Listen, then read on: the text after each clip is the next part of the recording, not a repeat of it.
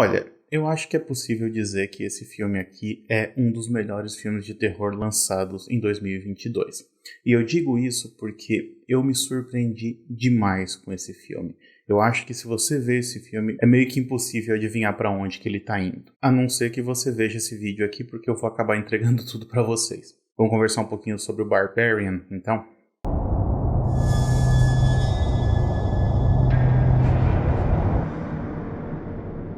Olá pessoal, sejam muito bem-vindos a mais um vídeo aqui do canal 7 Marte. Eu sou Daniel e no vídeo de hoje eu quero conversar um pouquinho com vocês sobre o filme Barbarian, ou Noites Brutais.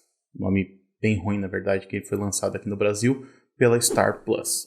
Só que aí assim, para discutir sobre esse filme aqui, eu não tenho como não contar o que acontece no filme todo, na verdade, porque eu acho que é impossível falar sobre esse filme sem falar sobre as suas viradas, ou pelo menos eu acho impossível conversar mais profundamente sobre esse filme sem entregar o que acontece. Então, nesse caso, eu vou ter que deixar o aviso de spoiler desde o início. Eu vou estragar esse filme aqui para quem não viu, mas aí para quem já viu ou para quem não se importa com spoilers, eu espero entregar uma discussão um pouco mais aprofundada sobre isso. Então, eu convido vocês a ficar até o final, até porque lá pelo final eu vou fazer uma comparação com Frankenstein, que até agora eu não sei se faz sentido ou não. Vamos descobrir então, né? Mas vamos começar pelo começo então. Do que se trata esse tal de Barbarian? Barbarian é um filme escrito e dirigido pelo Zach Cregger. E o filme começa acompanhando uma personagem interpretada pela Georgina Campbell, que chega num Airbnb que ela reservou para aquela noite. Ela viajou a noite inteira, chegou lá, tá chovendo e ela finalmente vai poder descansar. O problema é que a casa que ela tinha reservado para ela não tá mais disponível. E não tá mais disponível porque tem alguém lá dentro. Esse cara que tá lá dentro, ele diz que ele reservou a mesma casa para a mesma data, só que por um outro site de aluguel. E aí fica essa situação meio estranha, porque ela não sabe se ela pode confiar no cara ou não. E ele até oferece para que ela fique ali, ele diz que ele vai dormir no sofá, ela pode dormir no quarto, só que ela fica com o pé atrás e com razão, né, convenhamos. Ela não conhece o cara, ela não sabe direito o que está acontecendo ali, então ela fica desconfiada. E aí eu acho importante destacar um pouco do talento do diretor e roteirista para criar essa cena inicial, porque essa cena inicial, na verdade, foi o que acabou gerando o filme todo. Ele escreveu essa cena meio que sem saber como que ele ia usar isso depois. Ele queria fazer esse experimento de botar dois personagens numa situação estranha e ver como que eles reagiriam a isso. E ele disse que a inspiração que ele teve para criar essa cena foi o livro The Gift of Fear, escrito pelo Gavin de Becker. O Gavin de Becker é um especialista em segurança e nesse livro dele ele fala a respeito da ideia de confiar no seu medo. Ele fala que o medo é um sentimento muito poderoso e que você não deve ignorar ele. Na verdade, assim, se uma situação parece ser perigosa, você deve encarar ela com cautela, porque talvez ela seja perigosa mesmo. E é isso que a gente vê ao longo de toda essa sequência inicial, que é uma sequência bem longa, por sinal. A gente vê uma protagonista que está o tempo todo desconfiada daquela situação. E por ela estar desconfiada, ela acaba agindo da maneira que a gente espera que um protagonista de filme de terror age, que ele normalmente não age. Por exemplo, ela recusa o chá que ele prepara para ela, porque ela não conhece o cara. Ela pede para ver a confirmação da reserva que ele disse que fez para aquela mesma data. Ela olha a carteira dele para ver se ele é a mesma pessoa que ele diz que ele é. E toda a construção da cena é feita para ampliar esse sentimento de desconfiança, até porque o cara ele é constantemente visto no escuro, nas sombras, ou então parado no fundo, como se ele estivesse observando ela. E existe ainda uma outra camada de desconfiança que acaba dialogando mais com os fãs de terror, mas o cara é interpretado pelo Bill Skarsgård, que é o ator que interpretou o palhaço Pennywise nos filmes do It, A Coisa. Então assim, ele não é um cara muito confiável, pelo menos a gente não vê ele dessa maneira. Mas isso, como eu disse, é só a sequência inicial. O filme continua, então, né, ela acaba passando a noite lá, eles conversam, eles se entendem, mas durante a noite algumas coisas estranhas começam a acontecer, a porta dela parece que se abriu sozinha, então ela continua desconfiada. E aí no dia seguinte ela acaba ficando presa no porão daquela casa e dentro desse porão ela encontra uma passagem secreta que leva até o que parece ser um cativeiro, ou seja, um quartinho onde só tem uma cama e uma câmera de vídeo. Obviamente que depois disso ela quer ir embora de qualquer maneira, só que ele resolve então ir investigar e ver esse tal desse quartinho, e ele acaba descobrindo uma outra passagem secreta que leva ainda mais fundo naquela casa. Ela vai atrás dele, muito a contragosto, na verdade, e eles acabam se deparando com uma espécie de monstro que vive lá dentro. E esse monstro mata ele, e a gente não sabe exatamente o que aconteceu com ela. Eu avisei no início que teria spoiler, tá? Então não reclama. Porque é aí que vem uma das grandes viradas desse filme aqui, porque por volta da metade do filme ele deixa de acompanhar essa personagem que a gente estava acompanhando até agora e passa a acompanhar um novo personagem, que é um cineasta interpretado pelo Justin Long. Esse cineasta, ele foi acusado de abuso por uma das atrizes com quem ele trabalhou e ele acabou perdendo o emprego numa série de TV que ele tinha. E aí ele precisa então arcar com os custos do processo, tanto o processo para se defender da acusação, quanto também o processo de difamação que ele quer abrir contra ela.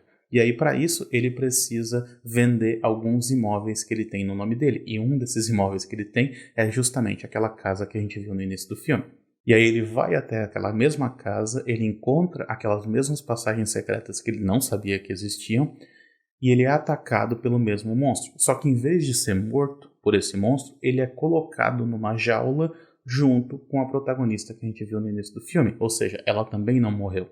E aí você pensa, pronto, agora então o filme entregou pra gente tudo que ele tinha pra entregar. Não, porque existe uma terceira linha narrativa que envolve um flashback que se passa ali por volta da década de 80 e que mostra o verdadeiro dono daquela casa, ou pelo menos o primeiro dono daquela casa, que é um cara já de mais idade que sequestrava mulheres e mantinha elas presas no porão da casa. Então foi ele que construiu todo aquele labirinto lá embaixo. Eu tive que me estender um pouco mais aí na sinopse desse filme porque eu acho que é necessário para que a gente possa analisar ele mais profundamente. Então vamos fazer isso agora. Uma das primeiras coisas que me chama a atenção é a maneira como o diretor Zach Cregger ele consegue construir as ações do filme dele. Eu falei antes dessa questão da maneira como ele constrói o suspense na cena inicial, só que vai muito além disso. Existe uma dicotomia muito grande entre as diferentes partes que compõem o filme e também os diferentes ambientes daquela casa. Em relação às partes que compõem o filme, o início é muito mais tenso, é muito mais sóbrio e é muito mais sombrio.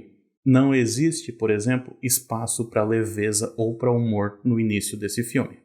Já na segunda metade do filme, quando é introduzido esse personagem do cineasta, o filme também introduz um leve toque de humor. O que é algo bastante estranho se você for levar em consideração quem é aquele personagem, né, o que ele representa e as coisas que ele fez. Mas o filme consegue trabalhar com isso muito bem. Tanto é que tem uma cena muito boa, que é quando ele descobre aquele mesmo quarto, aquele mesmo cativeiro, e a primeira coisa que ele faz é ir pesquisar se ele pode incluir aquele espaço na metragem total da casa dele. Ele inclusive pega uma trena e sai medindo o tamanho daquele quarto. Em relação aos espaços da casa, o próprio diretor disse em entrevista que é como se a parte de cima, ou seja, principalmente a primeira metade do filme, fosse dirigida pelo David Lynch e a segunda metade, ou seja, a parte que se passa embaixo, fosse dirigida pelo Sam Raimi. E olhando por essa perspectiva faz muito sentido mesmo, porque toda essa sequência inicial ela tem esse tom mais sóbrio e ao mesmo tempo estranho. Você sabe que algo vai acontecer, mas você não sabe exatamente o que. Ele tem um clima parecido com A Estrada Perdida do David Lynch, por exemplo. Já nas cenas que se passam no porão, ou pelo menos depois que o porão foi revelado, existe muito mais movimento de câmera e ele usa algumas lentes que distorcem mais a imagem, fazendo realmente parecer mais com o estilo do Sam Raimi. Então são estilos muito diferentes que se combinam nesse filme, que é um filme muito estranho também. Só que isso não é nem a melhor parte do filme, pelo menos não pra mim.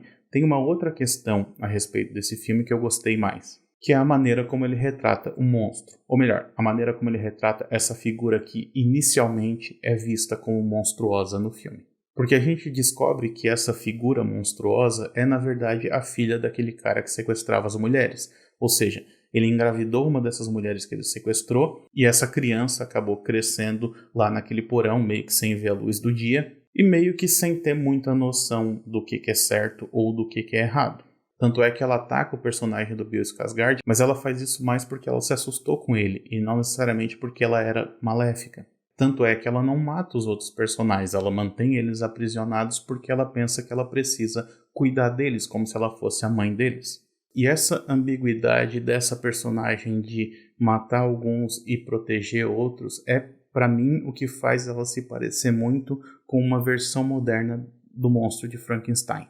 Mas por que então essa comparação? Bom, em primeiro lugar porque aquela criatura ela foi criada, né? A criatura do Frankenstein, ela foi criada, assim como essa figura que a gente vê aqui no filme, ela também é fruto do que aquele personagem fazia com as outras mulheres. Então, na história do Frankenstein, a culpa não é necessariamente da criatura, mas é mais do criador. E no caso do Frankenstein, o cientista ele usava partes dos corpos de pessoas mortas para poder criar sua criatura, enquanto nesse caso aqui, aquele personagem ele sequestrava corpos inteiros, né? Ele sequestrava pessoas vivas. Aliás, em relação a essa ideia do cara sequestrar essas mulheres, o fato de o filme se passar na cidade de Detroit no período pós-industrial também é essencial para nossa compreensão, pelo menos para nossa interpretação do filme. Porque Detroit já foi uma cidade muito próspera, só que depois que as montadoras de carros saíram da cidade, ela chegou a declarar falência. Então as pessoas que ainda habitam a cidade, principalmente as pessoas que habitam a periferia da cidade, elas acabam vivendo à margem da sociedade. Elas são abandonadas pelas políticas públicas, o que talvez também ajude a explicar como que o cara conseguiu agir com impunidade durante tanto tempo. Ele fez isso porque ninguém estava prestando atenção. Mas voltando então a essa comparação com Frankenstein, né? Quando essa mulher monstro que a gente vê no filme, quando ela mata alguém, ela não parece ter consciência do que ela está fazendo, ou pelo menos não parece ter consciência de que o que ela está fazendo é errado. Pelo menos não de início. Tem um certo momento ali que ela age quase que, né, movida pela raiva. Mas em outros momentos o que ela faz me parece muito com aquela cena do filme do Frankenstein original, na qual ele joga uma criança no lago para ver se ela boia e a criança afunda e morre. Ou seja, o monstro ele não tinha a intenção de matar, mas ele acabou matando. E aí, consequentemente, ele precisava ser morto no final, que é o que acontece aqui também. Como eu disse antes, eu não sei se essa comparação que eu fiz com Frankenstein faz sentido ou não, mas mesmo que não faça, mesmo que eu esteja falando bobagem aqui no final, eu acho que isso serve para demonstrar as diferentes camadas de interpretação que esse filme propõe. E é por isso que eu gostei tanto desse filme, e é por isso que eu considero ele um dos melhores do ano. Mas aí, conta nos comentários o que vocês acharam desse filme. Eu espero que vocês já tenham visto o filme antes de ter visto esse vídeo, porque senão eu acho que eu estraguei um pouco. Mas eu quero saber a opinião de vocês, deixem aí nos comentários, tá? Não esquece também de curtir o vídeo, se inscrever no canal e me seguir nas redes sociais. Todas elas vão estar linkadas aqui embaixo. A gente se vê na próxima então. Até mais. Tchau, tchau.